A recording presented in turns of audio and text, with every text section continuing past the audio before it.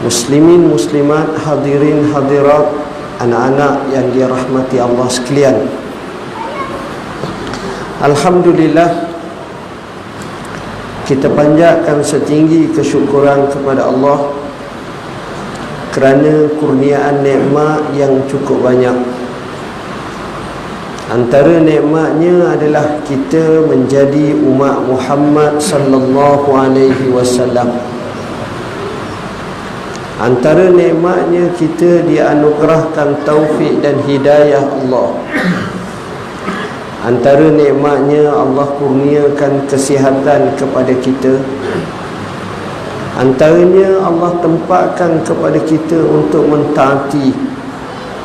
Maka nikmat ini kita nak hitung nescaya tidak terhitung banyaknya. Wa in ta'uddu ni'matallah la tusuha. Kalau kamu nak hitung nikmat Allah, kamu tak akan terhitung betapa banyaknya nikmat-nikmat ini. Tuan-tuan dan puan-puan yang dirahmati Allah, Sabang tahun kita menyambut Maulidur Rasul sallallahu alaihi wasallam. Kita dikisahkan oleh tokoh-tokoh dengan pelbagai kisah yang cukup menarik, yang kadang-kadang kita dengar berulang kali dalam tempoh-tempoh yang tertentu. Kerana sambutan Maulidur Rasul sallallahu alaihi wasallam ni bukan sekali. Bagi seorang tu mungkin sampai 5 kali, 6 kali. Kalau macam saya ni 30 kali, 40 kali lah. Tiap malam, pagi, petang, kadang-kadang duduk sambut Maulidur Rasul. Itu biasa, tuan-tuan. Cumanya, apa yang saya nak bincang pada malam ni adalah 2 perkara. Perkara yang pertama, ringkasnya, keistimewaan Nabi kita Muhammad sallallahu alaihi wasallam.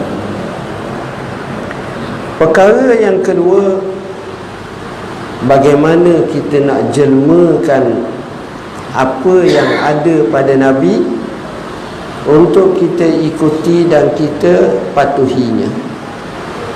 2 perkara ini adalah amat penting.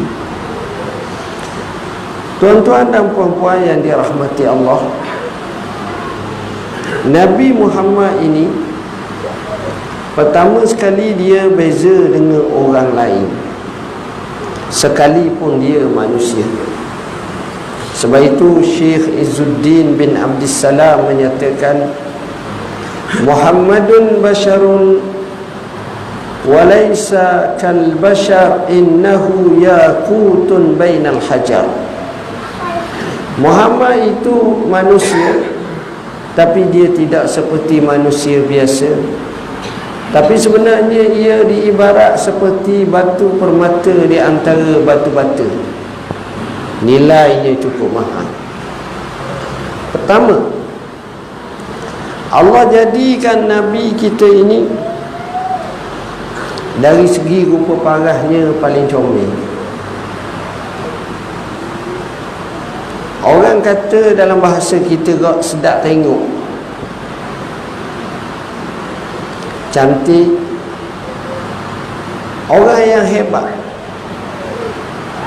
Saya nak baca sikit supaya tuan-tuan faham dan saya pun faham sama bagaimana sifat Rasulullah sallallahu alaihi wasallam ini. Ali bin Abi Talib radhiyallahu an menyatakan, Rasulullah sallallahu alaihi wasallam ini tidak terlalu tinggi Melayu dan tidak terlalu rendah. Dia bukan orang tinggi sangat dan bukan orang rendah. Ketinggiannya serhana di kalangan orang lain, maknanya sederhana. Ada diibaratkan kalau dia berjalan dengan seorang tu, 2 orang, ada orang tinggi sikit, ada orang rendah sikit, dia tengah. Ialah saiz Arab lah, bukan saiz Melayu kita ni, rendah sikit. Cerita 1400 tahun lebih dulu. Keduanya, Nabi kita ini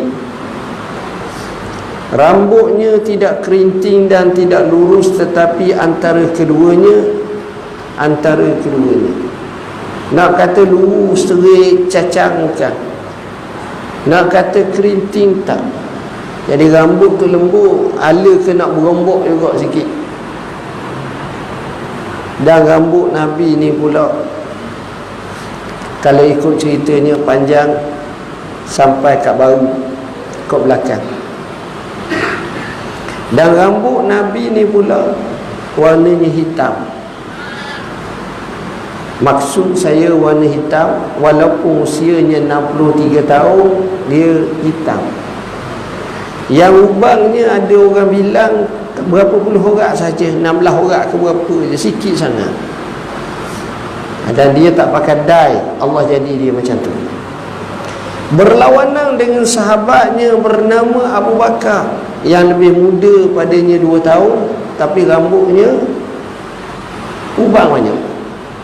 Itu beza antara Nabi ni. Dan Nabi ni sentiasa rambut dia ni diminyakkan. Dan style Nabi, dia sisir rambut dia, dia belah tengah. Orang smart sangat tuan-tuan. Itu cara Rasulullah SAW. Dikatakan lagi, mukanya bulat dan putih kemerahan. Mukanya bulat dan putih kemerahan. Rambutnya lebat, sendi-sendinya nak tampak jelas. Maknanya sadu jugalah orangnya. Dia tak macam saya ni. Tak, orangnya kemah nampak. Tidak banyak bulu di badan kecuali pada anggota tertentu. Dia ada. Begitu juga badannya tidak dipenuhi bulu. Tapak tangan dan kakinya tebal. Tapak tangan dan kakinya tebal. Mana kemahlah. Walaupun lembut tangan dia, nampaklah. Kalau dia berjalan, maka dia angkat kakinya tanpa menyeret ke bumi. Dia tak jalan selerek, nak macam orang gaul. Tak. Dia angkat tinggi sah. Kemah cara dia. Bagaikan sedang berjalan di tanah yang cerung. Itu cara Nabi berjalan. Bahkan dia ni pula berjalannya cepat, pantas. Jadinya sahabat kalau berjalan dengan Nabi macam terkejar-kejar. Oh, cergah je, jangan main. Kalau dia berpaling, maka dipalingkan beserta badannya. Nak tengok sini, tak macam saya tengok, dengan tubuh-tubuh selalu tengok. Beradab sangat orang. Dan memang pun Nabi ni. Antara dua belikaknya ada cop kenabian yang menunjukkan baginda penyudah segala nabi. Maksudnya ada seolah-olah macam bulu-bulu yang membentuk pada dua belikaknya khatamun nubuwah. Ada orang kata bulu lembut macam bulu kuda. Memiliki tapak tangan yang paling lapang, boleh diertikan sebagai pemurah. Tangan dia macam besar, lapang. Itu maknanya sifat kepemurahannya luar biasa. Dadanya sangat bidan. Ini pun menggambarkan kadang-kadang orang yang berlapang dada lah. Paling benar sebutan dan percakapannya. Dalam riwayat kata Nabi sepanjang hayat dia tak pernah sekali pun cakap bohong. Paling mengotakan perjanjian. Kalau berjanji betul. Manusia paling lembut perangainya. Nak kenal orang paling lembut perangai, Nabi lah. Paling mulia pergaulan ni, orang gaul dengan dia puas hati. Kita tak bunyi mulut je, sini je, satira, cakap kok, sindir kok, sudah. Siapa yang melihatnya sekali lalu terasa kehebatannya, tengok sekali, oh hebat. Umum Ma'bad kata kalau Nabi diam nampak kehebatannya.